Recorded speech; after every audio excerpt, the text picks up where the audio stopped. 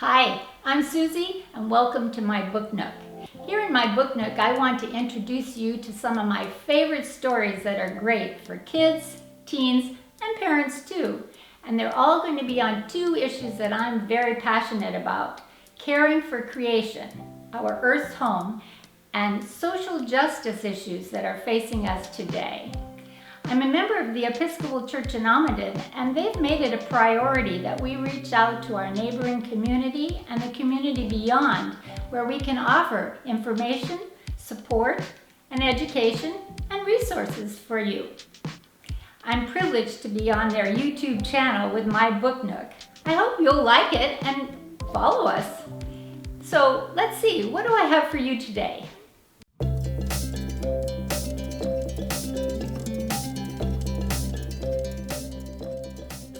So today's story, The Boy Who Harnessed the Wind, is actually a biography.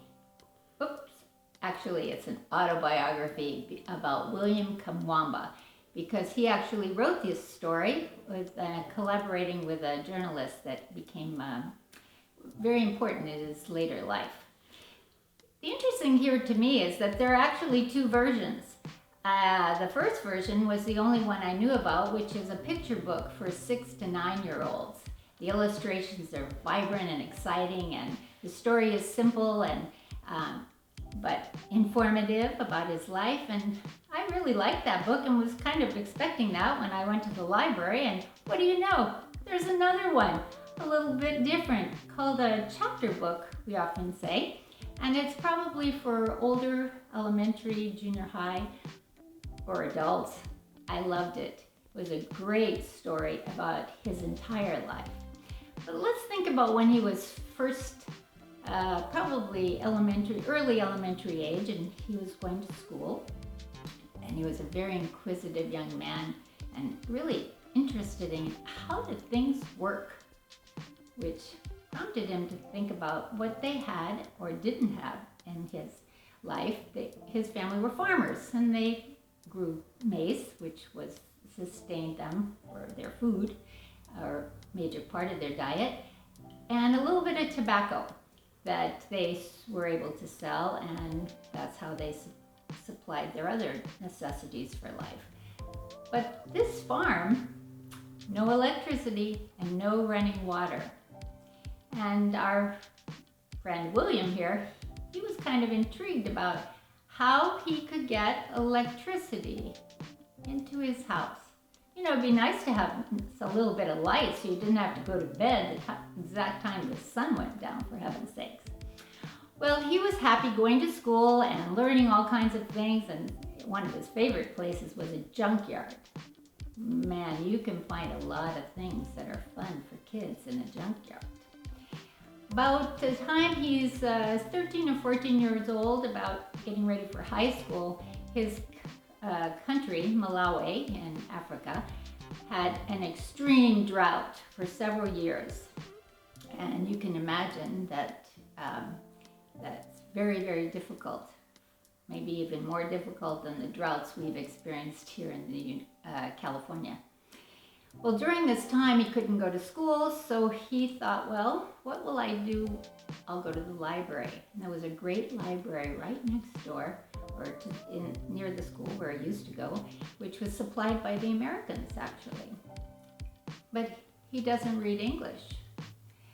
Well, science books have pictures, and he could study those, and he could look at the words, and you know, he would go find the dictionary to figure out what it was really saying. What an inspiring young person, trying his best to learn everything he could. And to make a long story short, he figured out what he might need to make a windmill, to harness the wind and bring electricity to his house.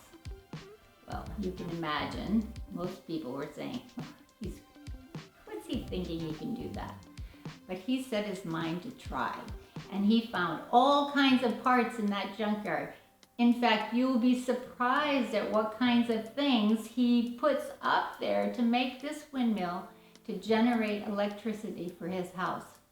And that was just the beginning of his inventions. He goes on later in life to build or get a make pump so he can pump water from the ground. There's so many things he did as he grew. And once he met the journalist that he writes both these books with, he led him into a direction of TED Talks and finally to the United States and then to a degree. I mean, what an inspiring story William can tell us in these two books. And I understand they've even made a movie about this on Netflix or something like that. I'd say check this out. No matter what age your child is or you may be, you'll find these books inspiring and exciting. Try them.